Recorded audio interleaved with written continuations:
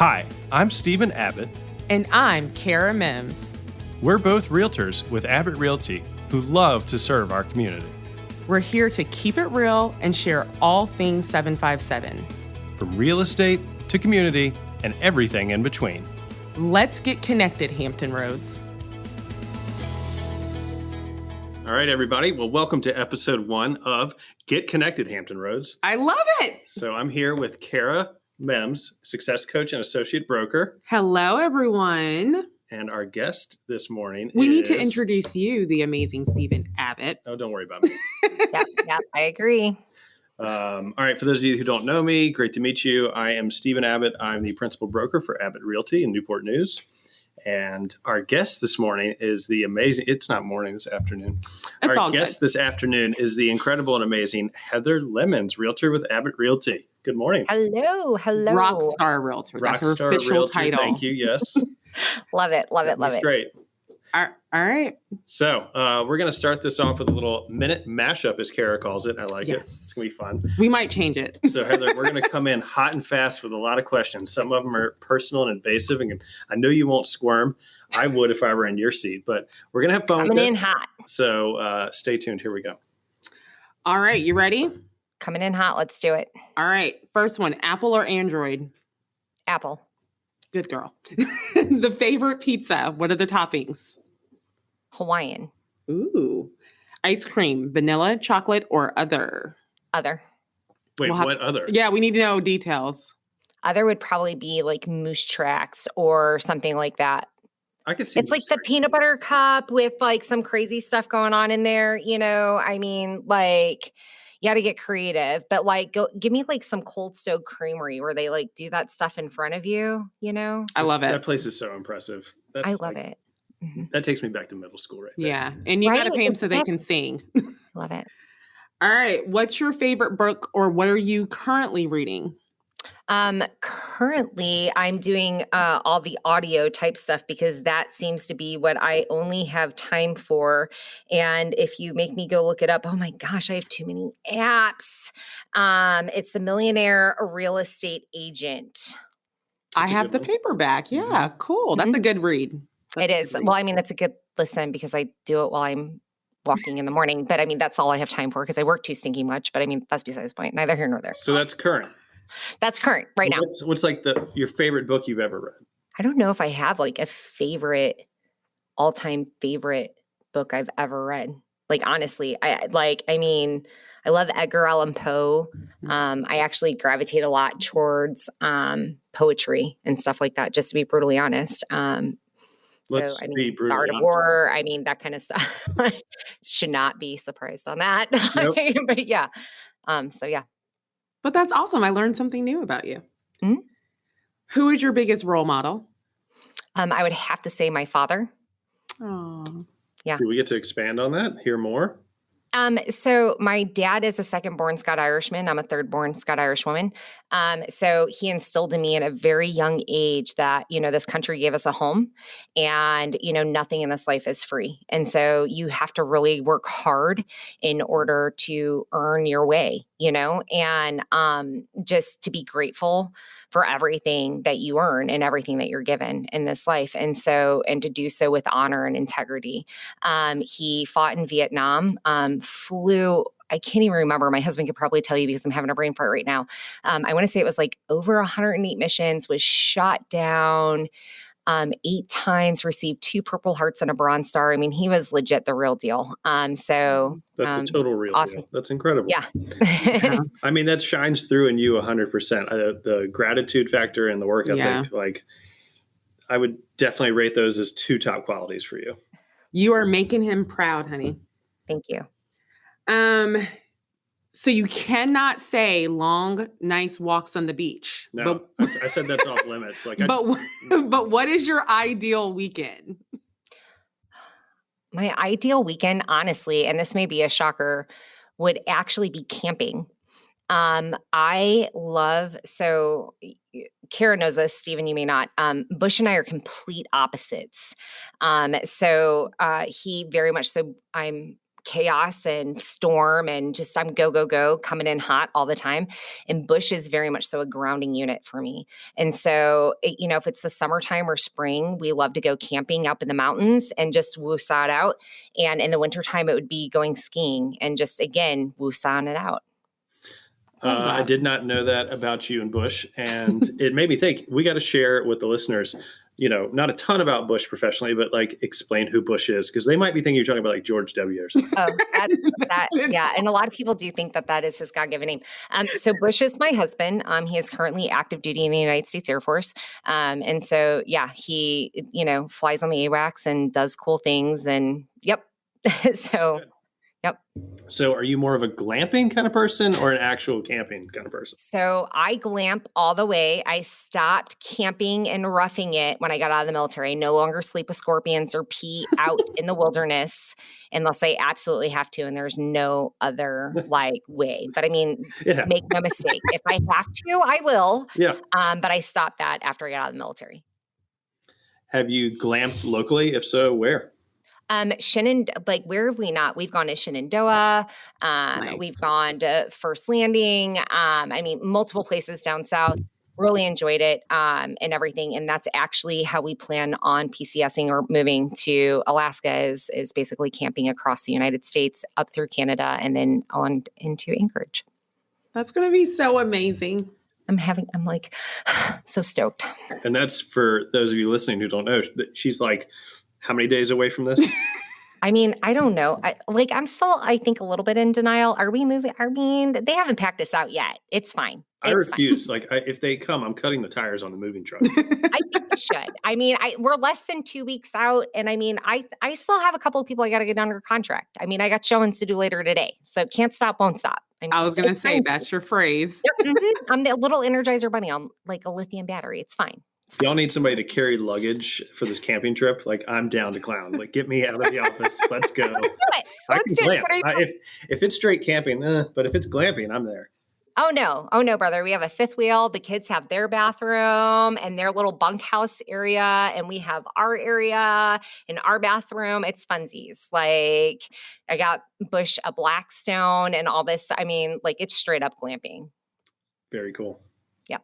All right, Kara. Sorry, I'm monopolizing. Sorry. This is all really good intel too. What is your favorite quote?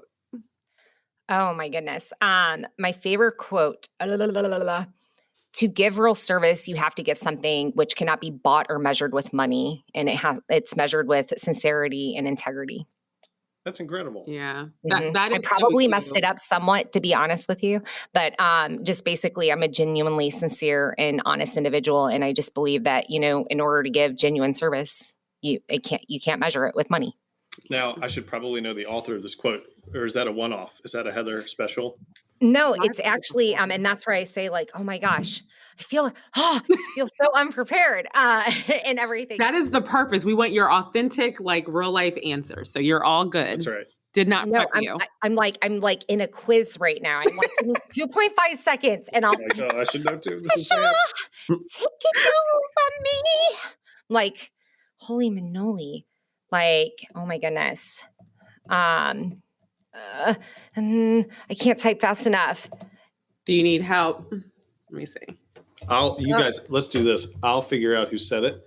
There you go. We'll share it for the listeners. There you go. You guys keep going for the next question. I know. I'm because this is going to take too long. There's a lot of dead air. Right. Sorry. Okay. If you can multitask, which came first, the chicken or the egg? Holy crap. God. Why? God came first. Forget all of that. God came first. Right out of the box. God came first. He said, to heck with all of it.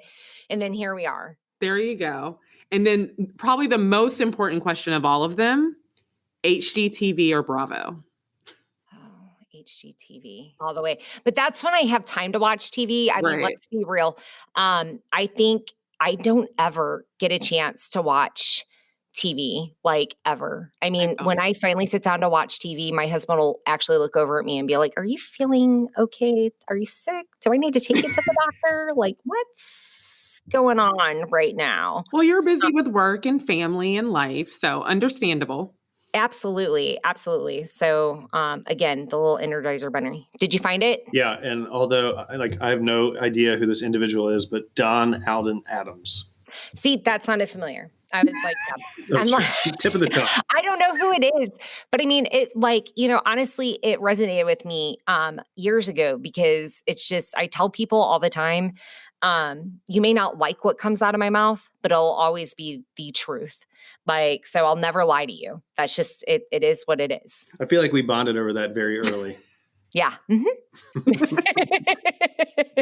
We appreciate your candor. All right. Those are all our questions. Let's move into the main real deal while we're here. Talk about military I'm out of the hot seat now. Okay. I'm more prepared. Well, you're still in the hot seat. I mean, I'm prepared for this hot seat though. So we're good. We're good. Bring it. Okay. All right. You want to start, sir? Okay, sure.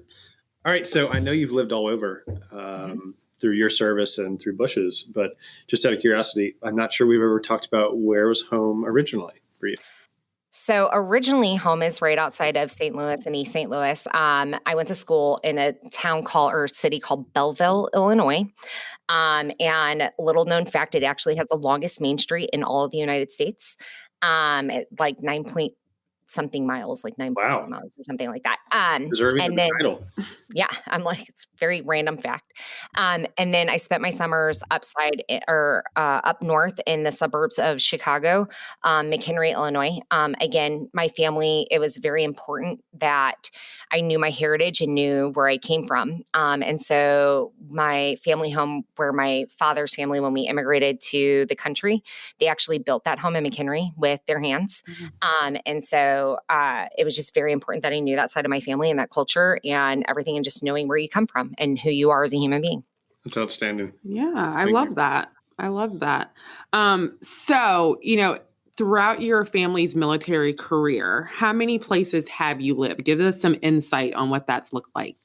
So if we're just talking about Bush, it's been about 7, like coming up on 7. If we're talking about both of us, we want 11. All of it. So 11 total. But I mean, some of it's been hopping back and forth, if that makes any sense, and everything. So 11 bases total. That sounds weird because I'm like sitting here going through memory lane, and stuff, or maybe 12. Oh, son of a nutcracker. But yeah, so just hopping around all over the place and everything. So yeah, but a lot of places, a lot of moves. I think I know the answer to this, but what would you say is your favorite one? Honestly, and this is really funny, I think every duty station has lended itself differently and has been great in different ways. Like, for example, Florida, we didn't have kids yet. Does that make sense? And so it was a really great experience just to have that one-on-one time because, I mean, this is before he really got ramped up in his career and he wasn't gone a lot. And, I could never, Okinawa, Japan, come on, like that was a once in a lifetime opportunity. But if we're being really honest, my husband was gone. I think when we counted it up, we were there for 24 months, maybe 25, and he was there only 11 of those 25 months. Yeah. So he was gone all the time and I was basically in single parent mode. But then oddly enough, and I never thought I would say this, Leavenworth was actually family-wise the best duty assignment we have ever had, hands down. He didn't go TDY.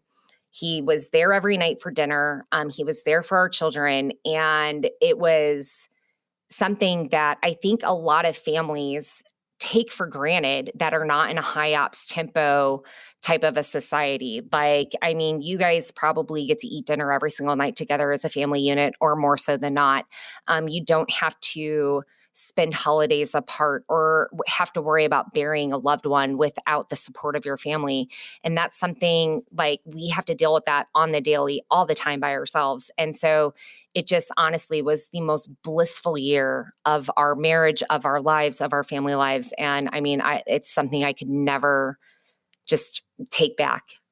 If that makes sense. That makes total sense. I think that's a huge part of the military experience is how much time you are away, and I know that the military community is super tight, but having your family nearby, like that's super special. So that makes total sense. Yeah. Total sense. Can I ask a follow-up question that's off script? Sorry, Kara, but like for our listeners, most of all, I would say, wondering, are you in these duty stations for the same amount of time every time? Is it different? Like share a little more about that. So, and this is where it's a little different depending on like what your job is and everything else. But I mean, some duty stations, we are there for less than a year. I mean, I want to say we were at Leavenworth for, I don't even think we were there a full year. I think it was like 10 or 11 months. We were on target to be here for, we went into it thinking 3 years, and we won't even have been here a full 2 by the time we have to leave. So it's different every place. We were at Nellis, which is Las Vegas. When we took that assignment, we were only supposed to be there a year or 2, and then that turned out to be a 4-year assignment. Notice how I did not say that was anywhere on that list. I did see that. that. Yeah. Don't get me wrong. Like that was a great, like it was very fulfilling for Bush and everything, but I'm yeah. So, with all of that, it was a hard, time of my life, if that makes any sense. So it's just different at every location. I will say since 2019, this is the 3rd move my family has had to do. And we have 2 younger kids. So, I mean, that's a lot on a family. Extraordinary. I mean, and I think for me, not growing up in a military family and not having a military spouse or any, military closely on that side of the family, it's like, it was so enlightening for me when Abby kind of referenced exactly what you just said. She said, I'm picking my kids up and moving them every couple of years and reintroducing them, reacquainting them, establishing new relationships. It crossed my mind before, but for maybe it's my phase of life that I'm in now. But when she referenced the kids aspect of it, I was like, God, it really is extraordinary. That's the only word I can think that really fits. Well, and for us too, it's like, when your children reach certain milestones or certain ages, it definitely becomes harder and puts a different twist to things. Like I know when our children were younger, to pick them up and move them was way easier. Like it was harder, but it was easier, if that makes any sense. It was harder in that they were young babies, and it's like, great, I'm going to fly across the world with Vincent wasn't even 2 years old when we went to Okinawa, Japan, right? And here we are taking a rotator and flying. I can't even remember. I want to say that was like 36 or 48 hours or something that total trip was. Like, it was mind blowing. And by the end of it, I thought we were all going to pull our hair out, versus now, my children are 13 and 10, and it's like, but it's a different flavor where it's like, it hurts more for them to have to leave their friends. 13 is hard enough on its own. Yeah. And yes. To pick up and move and start over at 13, it's just profound. Yeah. You couldn't pay me enough to go back through middle school. No. Just say that as I feel you on that one. Yeah. I tell my daughter that all the time. I'm like, nope, couldn't pay me enough to do it, sister. I like mad respect for you. Can we just take a moment to shout out your, children? They're pretty amazing. So they are. Just like, saying. I love my kids, and I'm like, I wish I could take all the credit. I can't. And honestly, it's one of the reasons why we put so much effort into school systems and stuff whenever we choose a location to live, because we know those teachers are going to have such a vested interest in our children and have such a heavy hand in helping raise them and build them up into the wonderful human beings that they become and the communities that we live in, And so it's just, I will say, this community is going to be a really hard one to leave. I mean, the school systems here are just amazing. The support here is just amazing. The people here are just amazing. And I mean, it's just been really thoroughly quite a pleasurable time. So it's going to be a hard one to leave, guys. Aww. I think it sounds like you're always examining the support you'll have wherever you land and making your decision about where to live with it. Obviously you get your assignment, but you're trying to pick the community within the community that's going to give you the most support. And who could have predicted the need for that support being so great over the last 2 years? And what a blessing that you've been in such a good school system. And not to knock any school system over another, but it's like, it's always a priority, I'm sure, for you, and proved to be so invaluable the last 2 years. Absolutely. Absolutely. And especially, you're right, with COVID times and everything else, and I mean, our military children are automatically at a disadvantage, which a lot of people don't stop to think about because of how much we do move. Civilian children are set up more so for success, and that, they're in the same school system, in the same testing, in the same standards. Something that you guys probably don't think about that we automatically have to think about is, the SOLs with Virginia, right? You guys stop and your kids are taught from a young age all of the Virginia curriculum and everything else. Our kids come in and they have to learn that stuff like that in order to pass. And then, they just have to pick all this stuff up, where my kids, they were also learning about Nevada and Missouri and you know what I'm saying? And so it's kind of like me in real estate, where it's like, that's we'll get to that later, but one of the reasons why I chose Abbitt, because it's like, they get to the point where it's like they have all this information jumbling through their heads. And that's why a school system is just so important, that you can harness all of that and help them. Make sense? Absolutely. Makes total sense. Hadn't thought about that aspect. I was thinking about this just because you were gracious enough to do a training for us earlier this week. Can you share the resources that you share to your clients when they're looking as far as schools to get good intel, to know, to get that feedback? Do you have that Absolutely, like right here? Yeah. So one of the big ones is School Digger. I always go off and have my people look there. I also have them look on niche.com. And then the last one for Virginia specifically is virginia.gov. Well, I feel like we've touched on this a little bit, but Kara, let's, is it my question? Yeah, sure. So you talked about the amount of support you get in Hampton Roads, and frankly, that's really wonderful to hear. Because I want our area to be on people's radar more than it is. I think we're kind of a well-kept secret, but I don't want us to be. But from your perspective, what was it like, other than the great support you got, what was it like moving to the Hampton Roads area? I hear a lot of people say, oh my God, it's so confusing because there's so many different cities, et cetera. The 7 cities, we joked about that earlier on this call. Which 7 are they, by the way, Heather? Oh my gosh, don't get me started. I'm like, wait, can I Google it? Hold on, let's go back to Google. Like, oh my goodness. No. We were really excited, and it was really confusing because when people say Hampton Roads, I'm like, huh? Like when we found out we had orders here, we were just like, okay, where exactly are we moving? Yeah. Huh? Where, what? And so we were super confused. And when people were like, oh, Hampton Roads, and you do go to Google it, right? You're thinking, okay, that's a city. Right. And it's not. And then do you know the history behind the term Hampton Roads? I absolutely do not know the history. Are you going to school us? Do you? Oh, school us. I've heard it, but you've probably heard it from me, because I'm like, I looked very passionate about it. I looked up this fun fact, and now I'm like, oh, do you know? It refers to the harbor. So they are very deep channels coming in from the bay are called the Hampton Roads. There's a whole thing about it. I'm sure the harbor pilots would love to come on and geek out about it. Those individuals are amazing. We can have them on as guests. Oh my gosh. What an incredible job. Someone I knew growing up was a harbor pilot now, and just hearing the tales, I'm like, oh, I think I have a high stress job.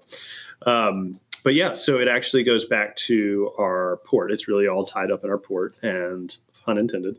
And I guess it just became the way to refer to our area. There's a lot of, obviously we are a branding mess around here, because we call it Hampton Roads, and then they started with the 757 campaign. And I think that was done by the Hampton Roads Chamber of Commerce in conjunction with the Virginia Peninsula Chamber of Commerce. I'm totally going to get in trouble for that, but I think they're the ones that did it together. Well, yeah, it was a collective effort. So we went with 757, and now we got a new area code, so we can't even say that anymore. Still 757.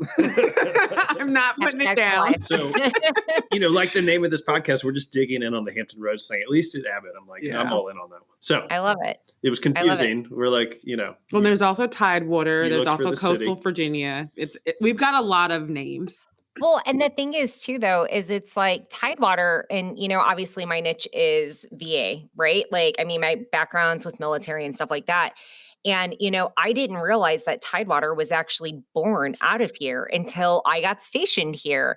And so it's really funny when I talk, because obviously I have little things going on everywhere. I mean, because and stuff. But like someone will be like, "Do you know what Tidewater is?" And I'm like, "Yeah, I actually do." And yeah, did you know it was born out of the area I'm currently living at? And they're like, "Whoa, mind blown." I'm like, "Yeah, me too." So I mean, we were really excited to move here because the amount of history and just culture, like just the East Coast is really rich in culture and history. And so, I mean, we were really, really excited to move to this neck of the woods. We had never been stationed on the East Coast, with the exception of the Panhandle of Florida, which I do not, count as the East Coast. I may or may not get in trouble for that one. Okay, so elaborate. Why don't you include it in the East Coast? Do we want to elaborate on that? I'm No. not sure. Okay. We're just gonna leave that right there. I agree with Steven. Sidebar later. Yes. Let's go back to how great the East Coast is, because I do think the East Coast is the best coast. But tell us more. So we just have really enjoyed our time here, and that just going out and being able to do things like on the weekend, you can go to Shenandoah, right? You can go off and you can go skiing, snowshoe. Little known fact, my husband is he is from the East Coast. He's from South Carolina. And obviously I'm from the Midwest. Again, we're like fire and ice. But he grew up learning how to snowboard in snowshoe. And so one of the things that he really totally wanted to do before we left was he wanted to take the kids to snowshoe, to his old stomping ground, So it was mixing all of it together, or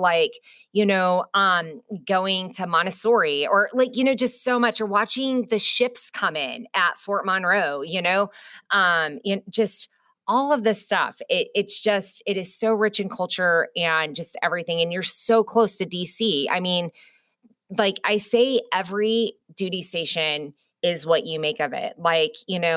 Obviously, between Bush's career and mine, we've been around the block just a little bit, longevity wise. He's going on year 16 this year. I had to think about that. I'm getting old. Sorry. And so, I tell younger spouses when they're like, "Oh my gosh, this is the first time I've moved," or, "Oh, what do I do? This is only the second time I've moved." And I tell them every duty station is what you make of it. And so with this one, I mean, I will say we have never been as excited as we were. Okay, correction. We're pretty excited to go to Alaska. I'm sorry. But until Alaska, we've never been excited as we were to come here, to be really honest, because this, again, I was like, East Coast. But talk about the experience. What are those things that maybe people don't know about that makes this area so fun, exciting? What are the activities that they're able to take, benefit of?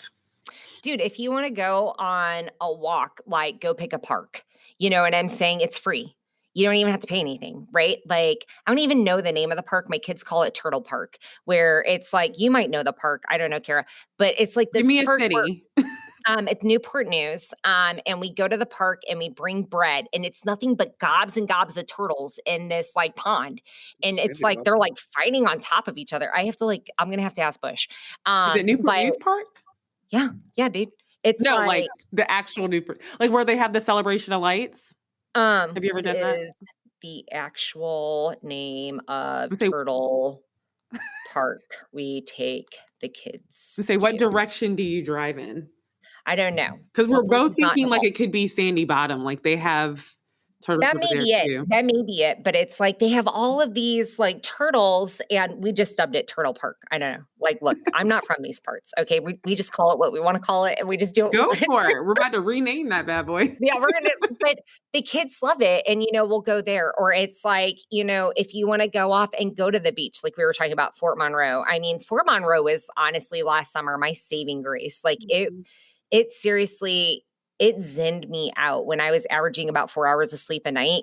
And I don't know, if it wasn't for that place, or, just honestly going off and get in your vehicle and go watch a sunset just pick a stinking direction and hit a bay, the Discovery Museum, obviously I have kids. So I mean, yeah.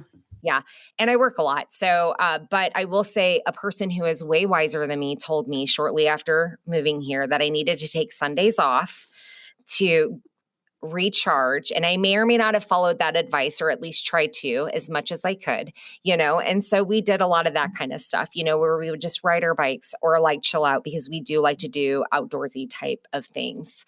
I am sad because one thing that was on our bucket list that we did not get a chance to do, it was, what do they call it? The graveyard for all the heads. The president's in head. Williamsburg? Oh, President. Yeah, we really wanted to do that. Or you could go to Virginia Beach and see the sunflowers. We did that. We went to go pick strawberries one time. There's apple picking. Pick a farm. We would always go to little farms and stuff. Again, kids. We have really enjoyed all the outdoorsy stuff that you could do here, and there's indoorsy stuff too. The jump zones and everything. There's I did not do the skydiving. The kids in Bush did the skydiving. I did not. I was working that day. Conveniently. Well, again, last summer I was a little busy, but yeah. I love that. Okay. So we talked about 7 cities. Which is your favorite and why?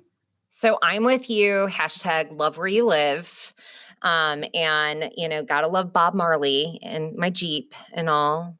Live, love, laugh, or what is it? Love, laugh, live. I don't know. Yeah. Love, laugh. And I know it's not technically part of the 7 cities, but I really do love Poquoson. I alluded to it earlier. I really feel like even though I'm a city girl and I'm used to a very fast-paced life, and again, the Energizer Bunny, and that's normally what I gravitate to, I really needed that slower lifestyle being here, because I was go, go, go so much that, when I was able to shut down, I needed to be able to shut down and go on walks and just not have all of the hustle and bustle. So even though it's not part of the 7 cities, I really, really did like that slower pace of life, if that makes any sense. With that being said, if you forced me to choose one of the 7 cities and a specific location, it would probably be Fort Monroe, because we did go there a lot. Last summer, again, averaging 4 hours of sleep a night. Our military were facing a huge housing crisis, and it was really, really difficult on a lot of them. I was receiving calls from literally people all over in the world, and I was taking on way more buyer clients that I normally take on, and everything. And so I needed time as well to woosah out. And so we would go there a lot of times. And that was very interesting as well, very symbolic, if you will, because when we would go, we would either go on walks or whatever, or we would just go to the beach and, watching the big ships go through and realizing I'm just a small thing in this big plan that he has going on, and I truly believe that I am his vessel to utilize as he deems fit. So, yeah. I will say yoga on the waterfront is one of the best experiences ever. Just saying. Yeah. All right. Cool. All right. So let's hope that somebody out there listening is going to be relocating to this area, and they're using you or another fabulous Abbitt realtor, hopefully. But regardless of that, what's the best advice you would give to someone like you who's in your shoes, relocating to the area and coming in with, very little information or background about our area? How would you help it be smoother for them? Bring bug spray, sunscreen, and chafing cream if you're coming in the summer. Oh my God. I'm not joking. We got here in July. Well, that would be the first thing, the funny, not funny side. But seriously, when we got here in July, I literally was like, where did you just take me, Bush? Because it was very hot and humid. Okay. The not joking side, honestly, just realize that, do your research and stuff like that of where you're going to fit in best, and get out there and experience the various things that this area has to offer, and figure out where you're going to fit in, in your family unit will fit in. Does that make sense? Absolutely. In everything else. And you did a really good job with that. You researched and even for me being a local, you would be like, well, what did you know about this? And it was a very refreshing perspective, because you can get used to the same old. And it's for someone else coming in and seeing that value, it was refreshing for me. Well, and I think a lot of people, a lot of times too, they get hung up on, the stigmatizations that may go on in their own little bubbles, if that makes any sense.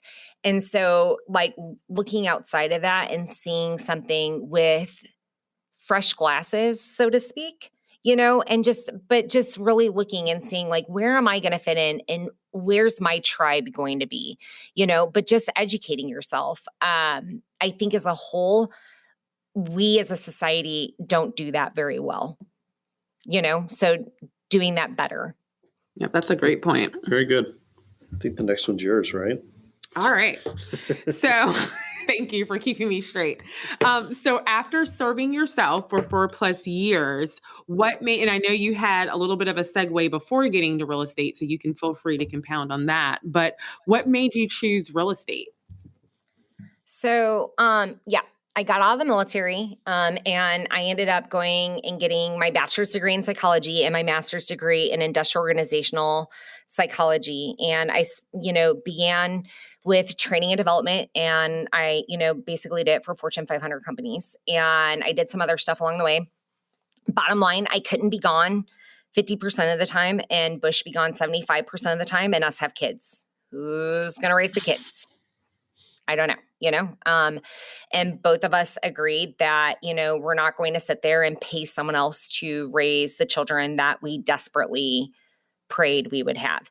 And so, kind of became a stay-at-home mom for a hot second, and everything. And not only that, it's also difficult when you move a lot, not commonly known.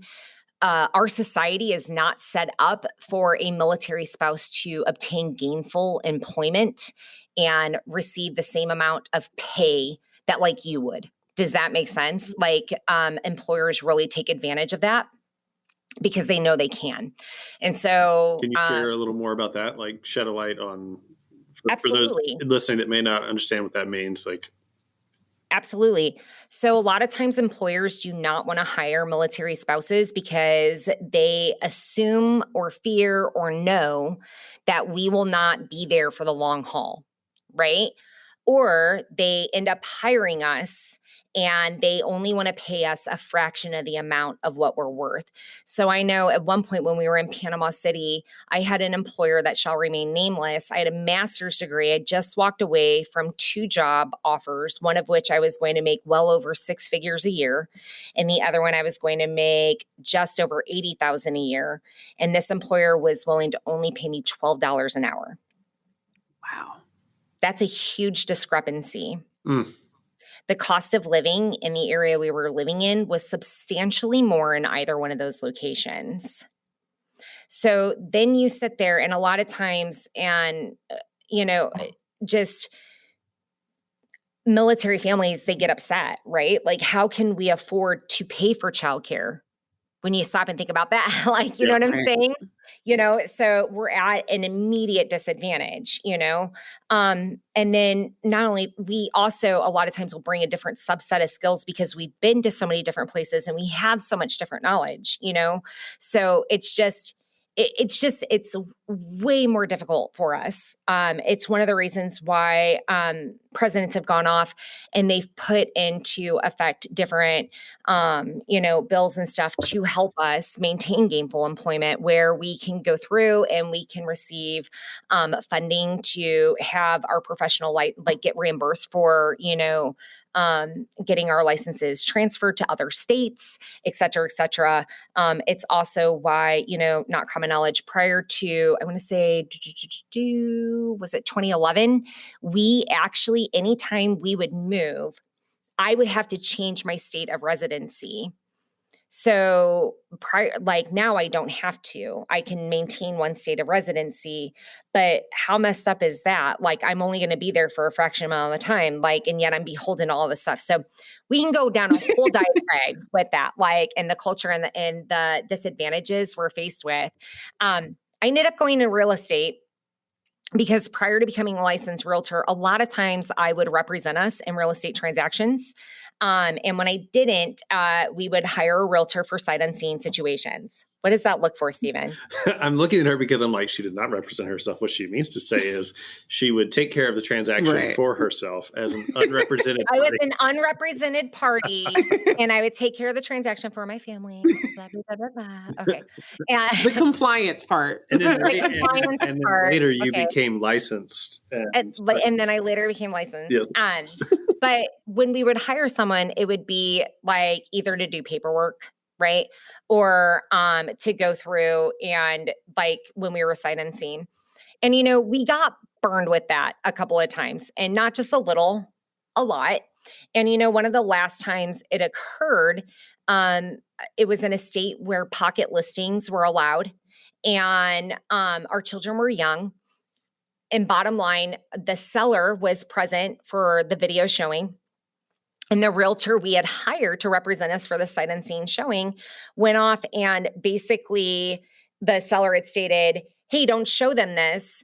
And there was this huge hole in the wall, and there were live wires sticking out of the hole in the wall that were not capped off. And I have young children, and well, you guys know me, that did not. That didn't fly very well. Didn't like it. And, I can't imagine that being a problem for you. It just wasn't a problem at all. It was so great. Heather's so breezy. What are you talking about? It's not easy breezy. Yep. So, bottom line, it came down to, I was being encouraged for years, even prior to that I should go into real estate, that many people saw I had an affinity for it. And I couldn't, because my kids were still so young, and I didn't, again, let's go back to, I didn't have the support system. I didn't have parents nearby. I didn't have grandparents nearby. My husband was gone a lot. And that's something that people don't want to discuss or acknowledge, but it's hard being a single parent a lot, and having to be everything to everyone, and so. And in a new place every few years. Mm-hmm. Yeah, it's hard. It's really hard. So I finally went through, and I was like, I looked at my husband and I acknowledged, I was like, look, if this is happening to us, and we're extremely real estate savvy, knock on wood, we've always made money on transactions, but that could not happen one time. We'll see. It's likely. It means you took a risk, it's going to happen. Absolutely.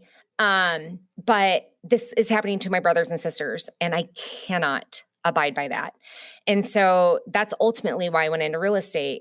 Will I help civilians? Absolutely. But I truly believe, and, by no means am I trying to push my beliefs down anyone else's throat. And I actually tell all of my clients that, and I tell my friends that, my colleagues, but I truly, truly believe that God called me to represent my brothers and sisters in arms, and to advocate for them, and to help them through this crazy thing called life in real estate. That's fantastic. I mean, the passion is That's what I was going to say. So evident. And I think you get it on a level that someone like myself could never understand it. And so the amount of value you bring to every transaction you're involved in is just so high. And I just love it. I'm so proud of you. Not that you need me to be or anything, but I just am. And, I'm backing up a little bit. You mentioned earlier about the inequality in pay, and the unwillingness of some employers to hire military spouses, family members, et cetera, that are in an area because it's a short period of time.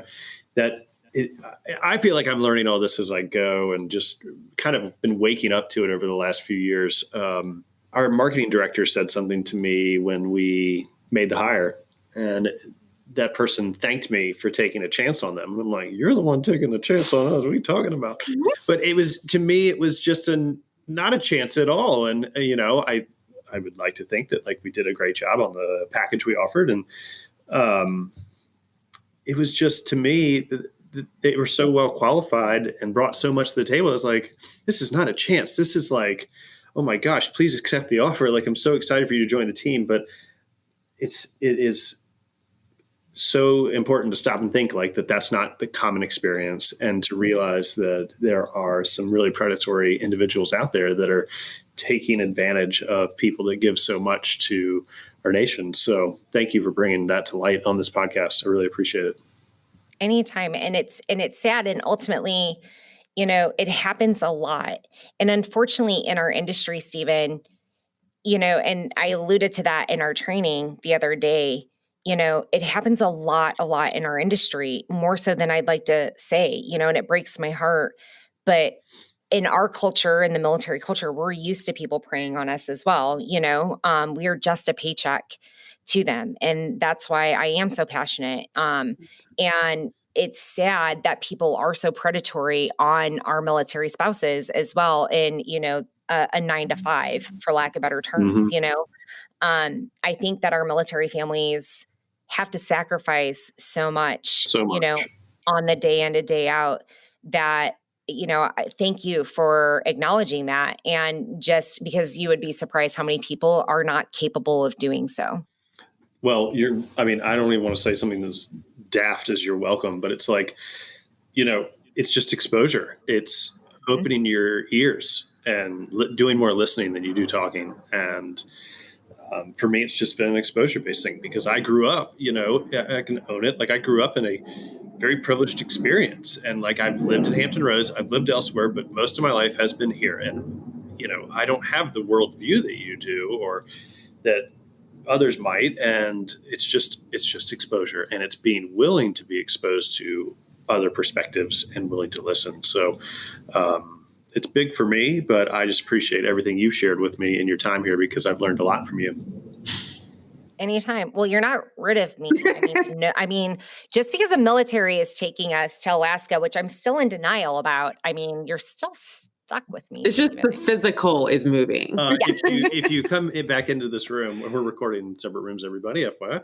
But if you come back into this room, there is a gift for you and a card in it that basically says, like, I'm not willing to be rid of you.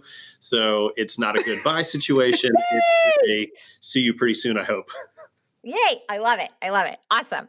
And thank you for the gift. Well, one is a gag at this point, and the other is serious. Both were supposed to be serious, but the shipper really sent me something very wrong. But I'm like, it's funny now. I'll just include it. Roll with it. Yeah. Let's do it. So I can't wait. Buckle up. You'll have a laugh. Okay. Can't wait for all of this. Who's up? Me or you? You. And which one? My favorite one. I'm not asking that question. I will ask Thank you. because I want to know. I kind of already know because we've had conversations. But you had so many choices of where you could go. Wait, why? Why? Explain why. Because what we haven't talked about yet is that Heather's a big blanket deal. Like, well, I started off by correcting how we introduced her. She's a rock star. I think they've identified like her attention to detail and her passion, how much she researched, how educated she is, how much she immerses herself in there, how much she advocates. Like the girl's a bulldog. So I'm good with all that. But what has been absent from it has been the title and the term award-winning. Because, to me, being an award-winning realtor like Heather, she had choices. I'm sure that as she started interviewing, everybody was probably a yes, please, because real estate brokers sometimes can focus on production and production only. And that's not a dig. It's just a comment. And so I'm sure somebody coming into this area with her production she'd had the 12 months prior, everybody's like, come on. Yeah. So you had choices, and we thank you that we were. Well, so that is then the question with all the different options that you had. And I know how you researched. So I know you did all of your homework. There were graphs, there were charts, there was like the whole shebang. And see, she does like me where, it's a two-way interview, right? It is. Girlfriend, I say all the time, we are extra, but extra in a good way because Bush says extra is supposed to be a bad thing. And I'm like, says who? Like, I'm extra in the good way. Like, don't get upset just because I'm all that in a bag of Doritos. Okay. Like, it is what it is. So obviously I've alluded to, we move a lot, and Alaska makes state 4 for being licensed in, right? State 7 for buying and selling in, and state 4 for being licensed in.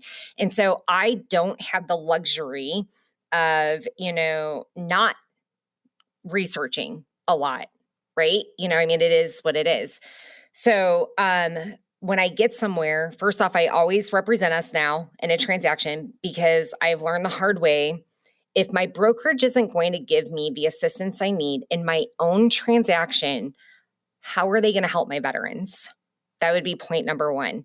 I can afford, and I'm knowledgeable enough to handle my own stuff. Right. But, if my veterans are going to get in a pickle, can they afford to do that? Maybe not, So, and if my brokerage is going to leave me high and dry, well, fine, but that's unacceptable to ever do that to a brother or sister in arms. Like, then we're going to have words, is the nicest way to know how to put it.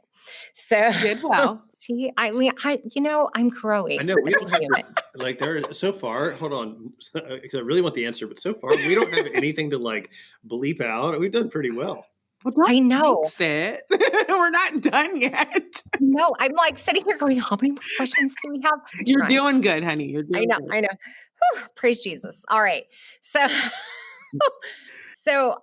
yes, I do research a lot, and because I do move so much, I don't have the luxury of sitting on my laurels. I have to hit the ground running, and I have to be able to have high production numbers, and everything, because that, like, a lot of times, like, for example, the money I make this year, that's my income for this year. Right? Like, before I even get to Alaska, because of how they do real estate. So I had to cram a year's worth of real estate in really 6 months for 2022, and same coming here. Right. So it's a lot, you just can't stop, won't stop, Energizer Bunny.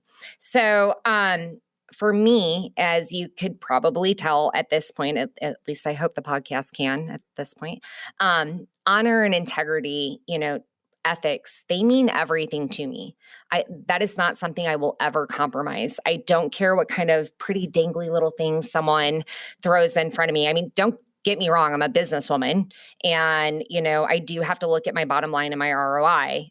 Because I don't know any savvy business individual who doesn't, right?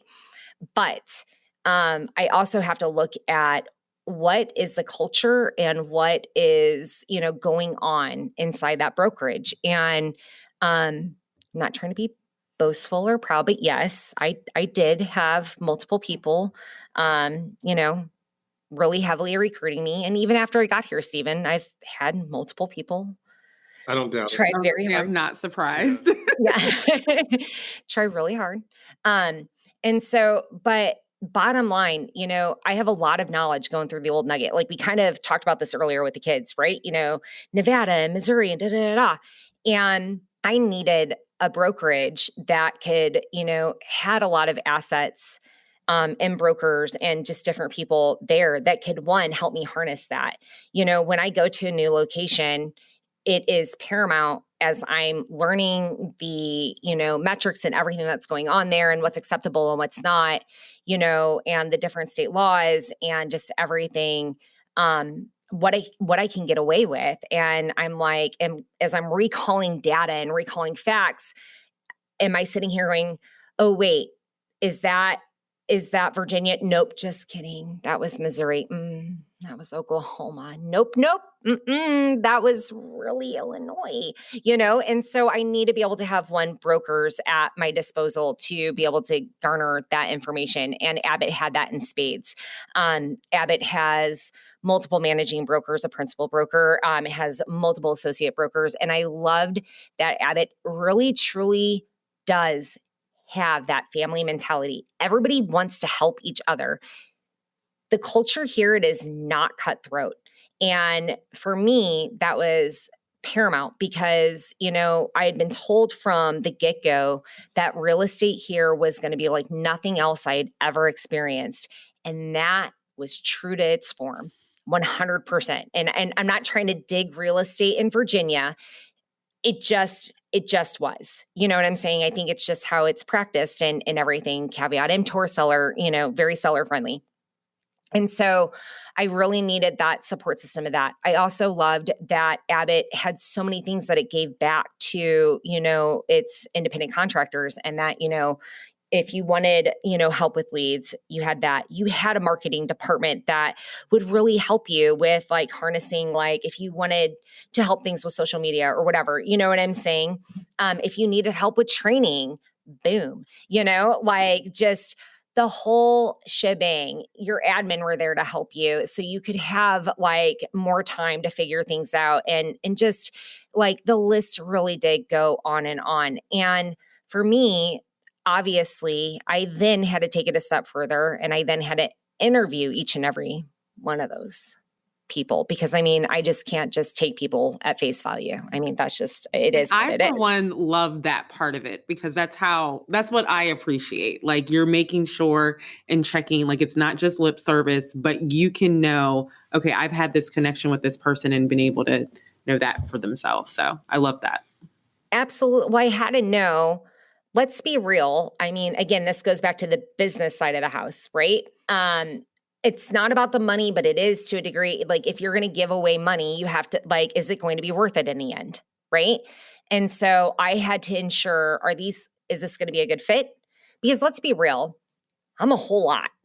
I mean, sometimes in a good way, sometimes in a bad way. I hope it's been a good way for y'all.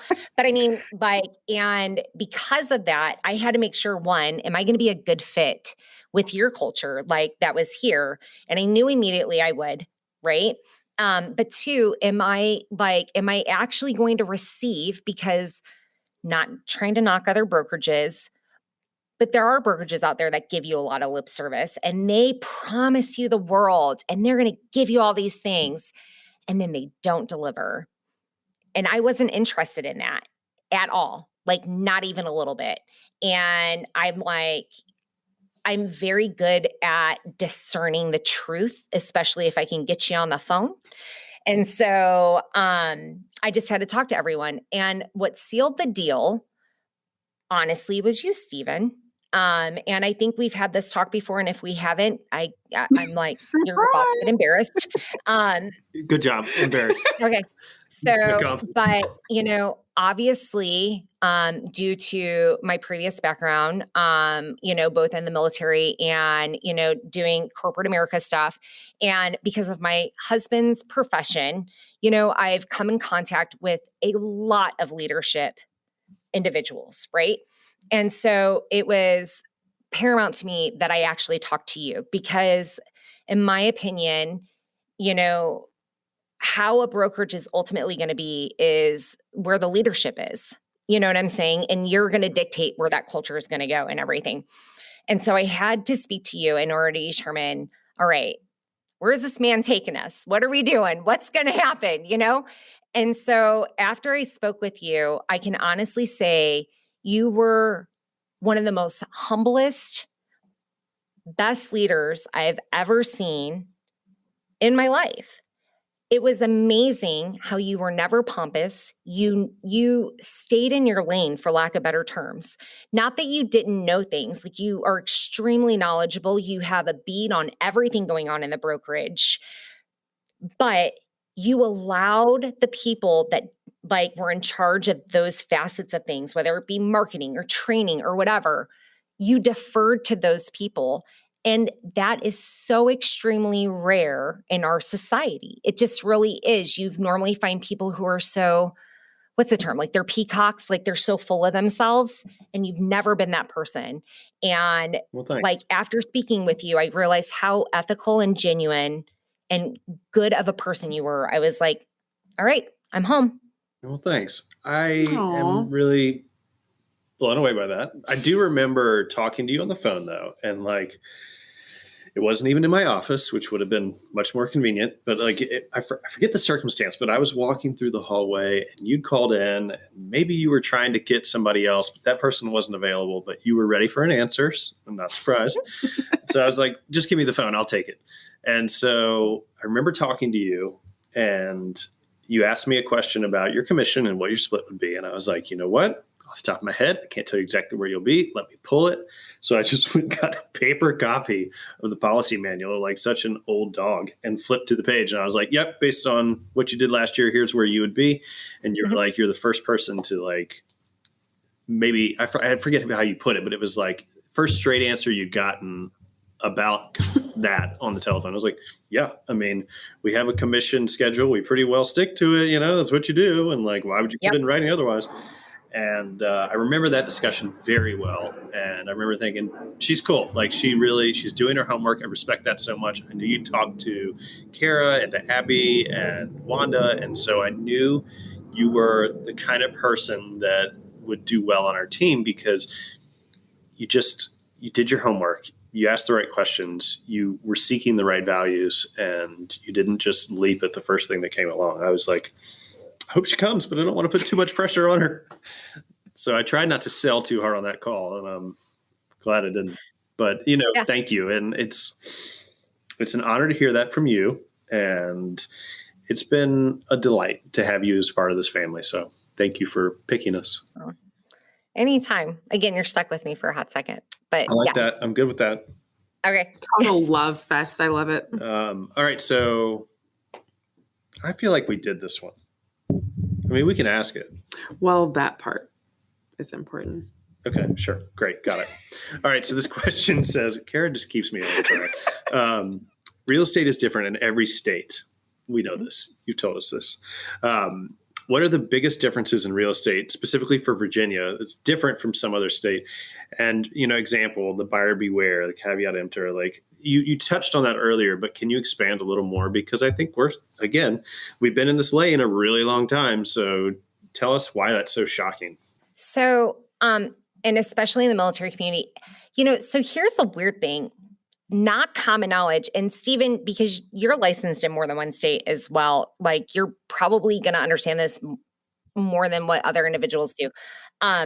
So a lot of times, even though if it's a caveat emptor state, a lot of times they will line the rules of engagement, for lack of better terms, in regards to how the MLS and all the brokerages decide, this is how we're going to practice, right? So, for example, in the state of Missouri is a caveat emptor state as well. However, because of where we were at, that MLS and all those brokerages basically stated, hey, unless it's a rental, you have to fully disclose, because Kansas was a full disclosure state. Not in regards to like what the house sold at and everything. That's like a whole nother animal, right? But like what's wrong with the house, blah, blah, blah, all that great jazz. Okay. Yep.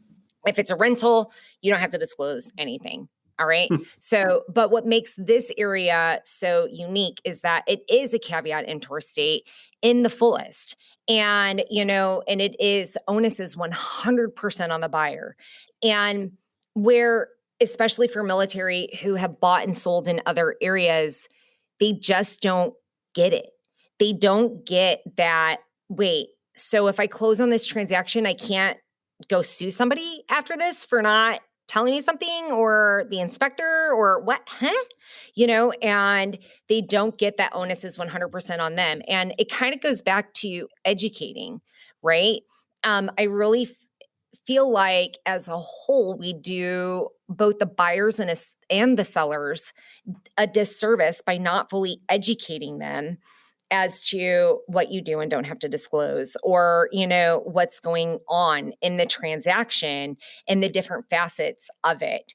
And, a lot of people, they just assume that people know what that means in regards to caveat emptor and the implications and ramifications of it, instead of taking the time and asking those questions such as, well, do you know what that means? And do you know what the implications of that are? Yeah. And do you know what the ramifications of that are? And so, yeah, that's kind of how it's different. And I think because of that, it has bred a culture, I wouldn't say of like dishonesty, but I would say more so of like, well, that's on them. Does that make sense? Like, I'm probably not choosing the right words. It's interesting because we've got our disclosures that become integrated into our contracts, and we direct individuals to a lot of information outlets. But it's interesting to hear what you're saying. What's one of the, how do you go above and beyond in that area in your day to day? Absolutely. So for me, especially with my military, it is a requirement, not a recommendation. It's an absolute requirement. I will not work with a buyer, especially if you will not take an hour out of your time to do a new buyer consultation. And in that, it is a death by PowerPoint situation, because we're military, we're just going to do it. And we go through all of the great stuff of like, hey, here's my working hours, and this is who I am, and this is what I do, blah, blah, blah, right? And then we get into the nitty gritty of like the buying process and blah, blah, blah. And some of it, if they've bought before, we may skim over, right? And like the normal generic stuff. But I really do get into like the Chapter 7 and the CDIF and the disclosures. And I go into the DPOR website of, hey, yo, this is all the stuff they do not have to disclose. And by the way, onus is 100% on you. It's not on the listing agent. It's not on the seller. It's not on the listing agent's brokerage. It's not on me. It's not on my brokerage. It's on you. And this is why it's so important to really do your research and to really, find things out here, because no, good luck suing somebody and winning, because it's probably not going to happen. So you really you have a right to due diligence in the state. And I highly advise you to take advantage of that. Exercise that right. Yeah. Mm-hmm. We're in a market where a lot of people are doing, who hasn't heard this phrase in 2020, 2021, 2022? Home inspection for information purposes only. It's like, let's talk about that. I mean, let's not talk about that. Right. But you understand what I'm saying, Heather. It's just, that can be done well, and that can be done really poorly. Yep. So I imagine you do it very responsibly. So thank you. Well, I'll say the reason I love the fact that you're educating them from the beginning, because I'll be honest, that was something that I learned when I started working in real estate and working with a lot of military, where they did have that perception, oh, you guys are being dishonest, that you're not sharing this, you're not sharing that.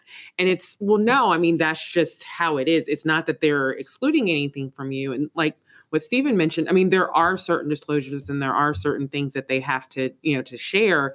But I quickly learned it's very different than other states, where there's like literally a package of information that is supplied proactively. So going back to setting that expectation, because you're starting that conversation from the beginning and you're equipping them with the information, you're explaining to them how it is done, then it also gives them the resources and the tools to be able to get what they need. Because it's still important to know. It's just done differently.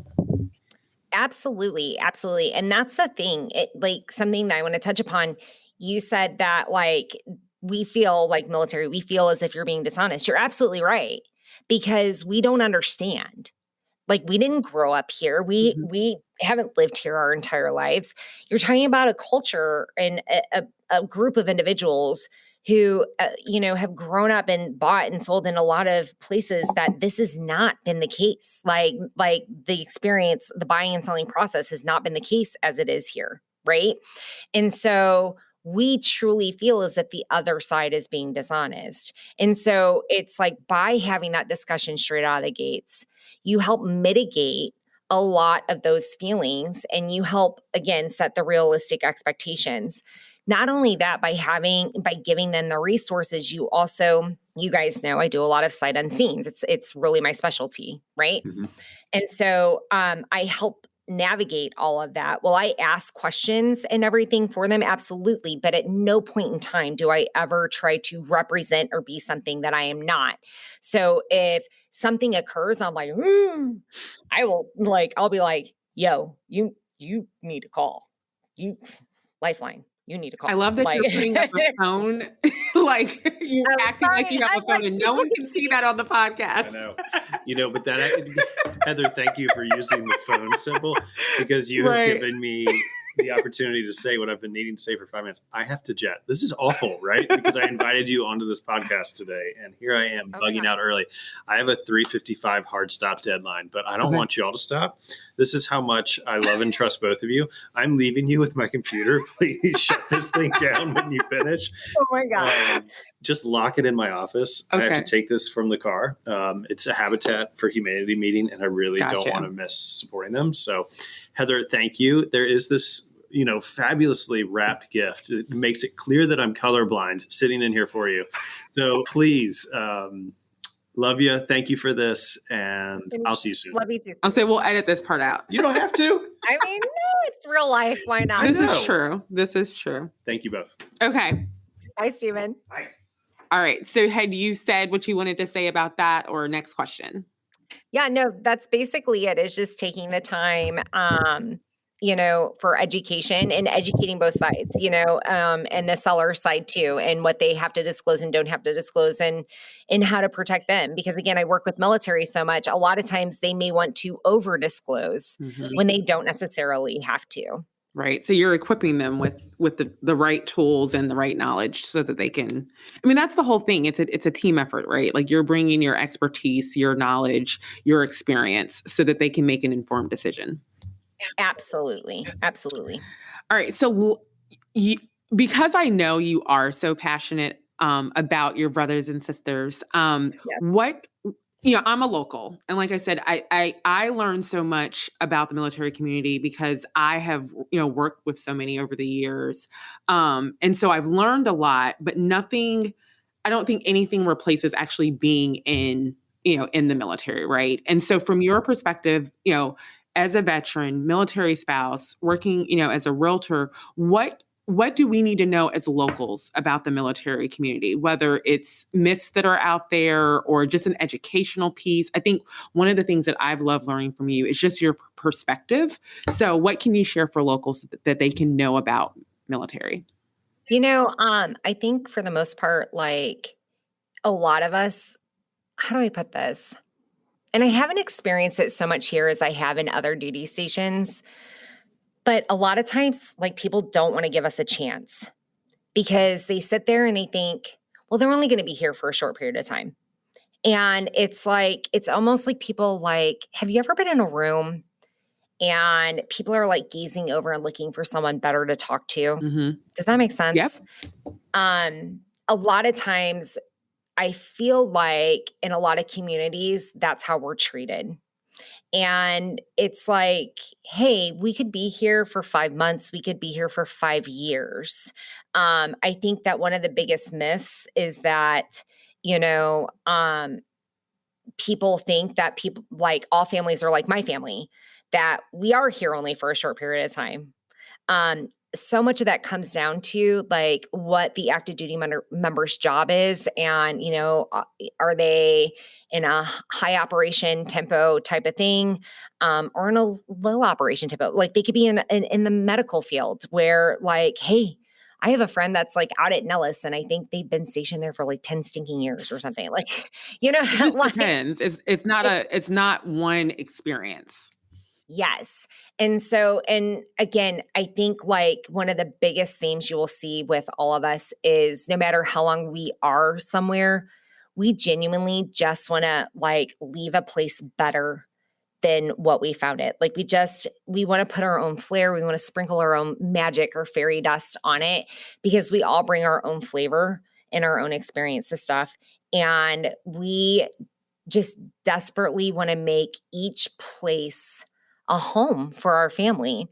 And so it's like, just accepting that and knowing that, yeah, our time may be fleeting, but, we genuinely care. I mean, I don't know anyone, this is going to sound like really, I hope it doesn't sound like pompous or something, but I don't know any group of people that could be so selfless and, just give up so much, move away from family, like go experience this world knowing that a lot of times they're going to do it completely alone.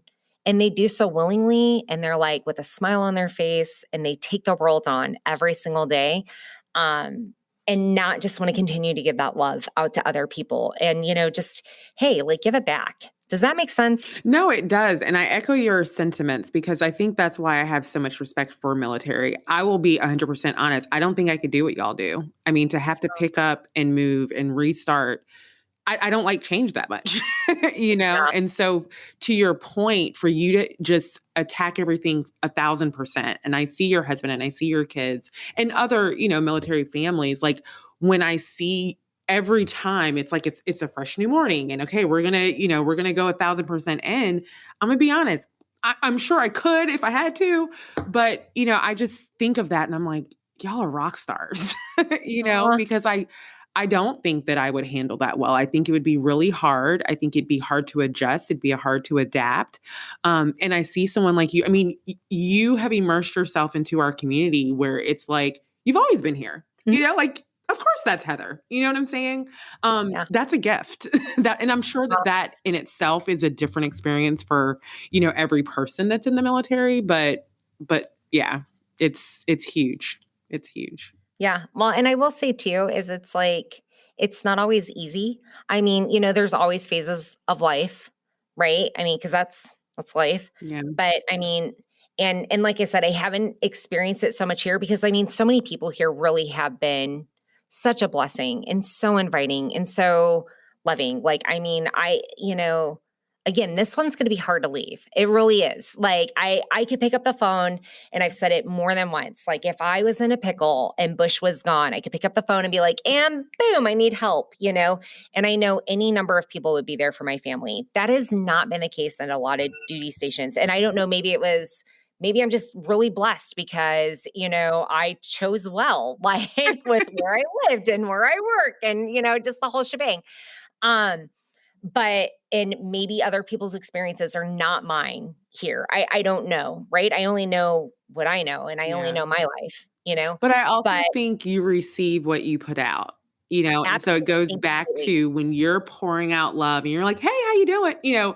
Typically you're going to get that response back, like you set the mood in every room you go into. Now it might shift, right? But we're going to start from a great place. And so, I think that perspective and mindset is probably half the battle, which is a whole like sermon in itself. But you do really well with that, and so I think what you're receiving is based off what you're giving out. But it's still, like I said, it's still a lot of movement. It's a lot of change. It's a lot of adapting that you have to be intentional. Okay, I'm gonna make the most of this move, and so credit to you. Well, and it kind of goes back to what I said earlier, younger spouses, when they're like, oh my gosh, like what am I going to do at this space? And they get like really anxious. Right. And I mean, I don't know. I never really felt that. And that's probably because, this is the life I've known, right? I was active duty and, and everything else. Every duty location, like every station we go to, it is what you make of it. Like home is where you make it. Like, this is just a place. I constantly remind myself, especially with this upcoming PCS and, knowing that, TMO, here we go, like one day pack out. All right.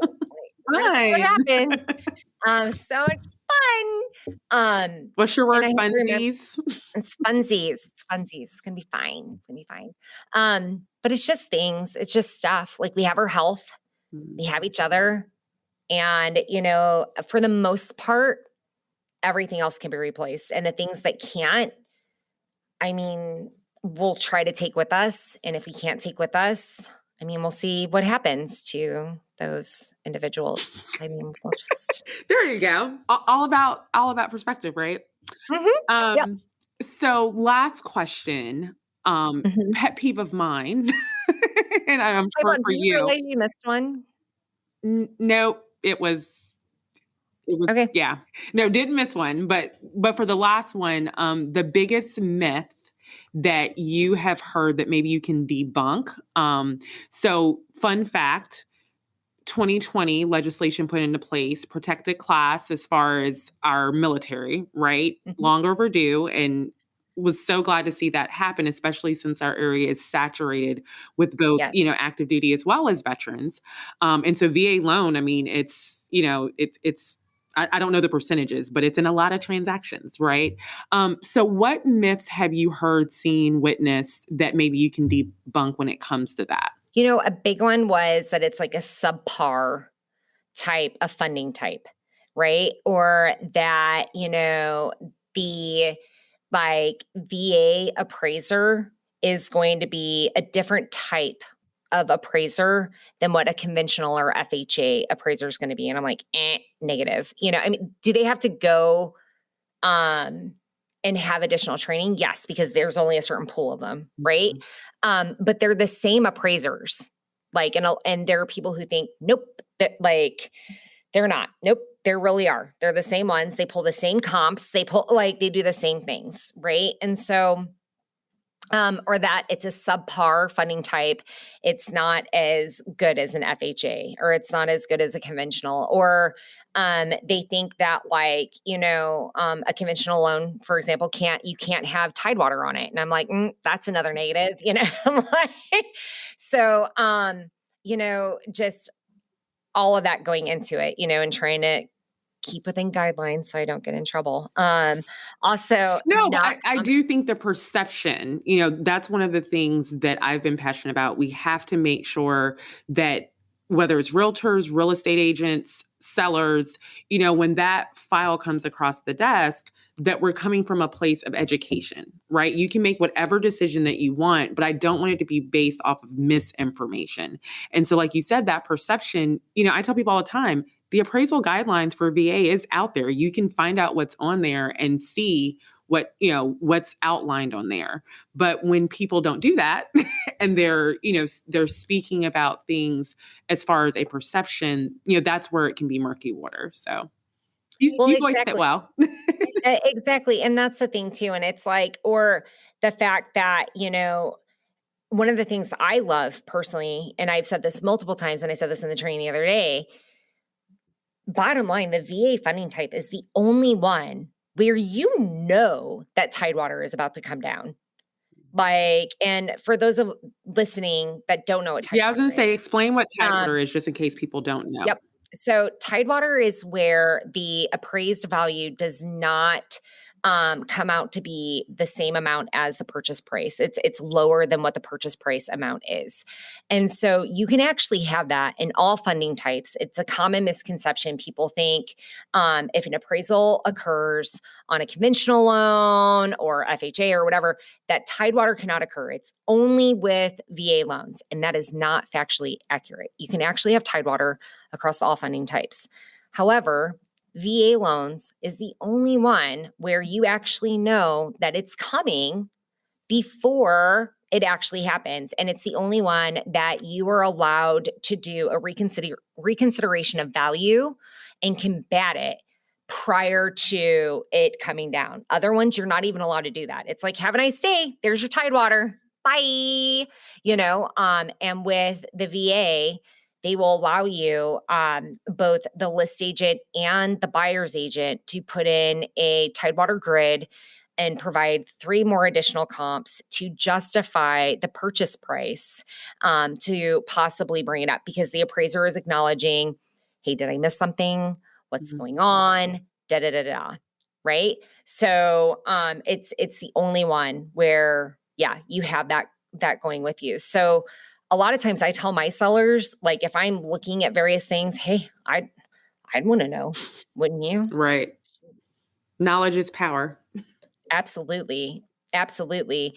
And the other thing too, that is a common misconception, is that, people talk about the appraisal required repairs with a VA loan, and, and how, well, I don't want to deal with the appraisal required repairs. Okay. Well, I mean, that can happen with other funding types as well, So, like, there are ways to combat those if they're justified. Mm-hmm. I mean, and I think that is the big part, right? If it's justified. If it's not, like, let's be real. If your roof is caving in and you got some stuff going on there, Right. like, you might need to repair the roof, y'all. But I mean, like, if you have something else going on and it is just an egregious thing, like the appraiser somehow misses that the window is actually down and not missing, and they say that the window has to be replaced because it's missing, and it was just left down. Right. We're good. The window's actually there. You can combat that. The veteran can combat it. Whereas with the other funding types, they can't. Like, so again, there's just different things that knowledge is power, and knowing those things going into it. I also want to say this is one thing that Virginia 100% does right, and other states, in my humble opinion, do not. So, the veteran is protected underneath the fair housing, laws and everything per state laws, state fair housing laws. And in other states, that is not the case. in other states, multiple other states, the veteran is not protected at all. So I think it is amazing that Virginia took those steps to state, hey, you cannot discriminate against veterans here. And so that is truly amazing. So yeah. Go Virginia. Yep. I love that. I love that. Okay. So as we're heading out of this podcast, what are the ways that people can find you? Oh my goodness. So you can reach me on, Google Business. You can reach me on my Facebook page. You can reach me on my website, hashtag Heather Lemmons Realtor, with pretty much all of them. Instagram. I mean, it's basically hashtag Heather Lemmons Realtor for everything. Always, cell is another way, 864-616-2059. Or you can call up Abbitt Realty currently while I'm still here. I will still continue to practice in the local area. I will have to take a hot break there, though, as I transverse the area. Totally understandable. We'll give you a little bit of a break. Yeah, I mean, just a little bit. I mean, I will be out of touch as I make my way through Canada. And then as I get up and running in Alaska, I will have to update everyone once I get up there. Yeah. So, yeah. But it won't change who you are, no matter what location you're in. The Heather that we see now and that has shared so much great information, that's just who you are. And that's what I appreciate about you. What you see is what you get, and I love that. I love that. Absolutely. I tell people all the time, you may not like what comes out of my mouth, but it's just going to be the honest truth. But it's real, though. It is. It's real. It's real. And I'm always going to be honest with you. And, bottom line is I just truly do have a servant's heart. And I mean, I just want to help people and try to make this place a little bit better and try to help my people along the way and everything. So, yeah. And you have done that, sweetie. You have made your mark in Hampton Roads. Please know that. That warms my heart. It really does. It really does. All right. We're going to sign off before tears start because we've been doing good thus far. Yep, we have.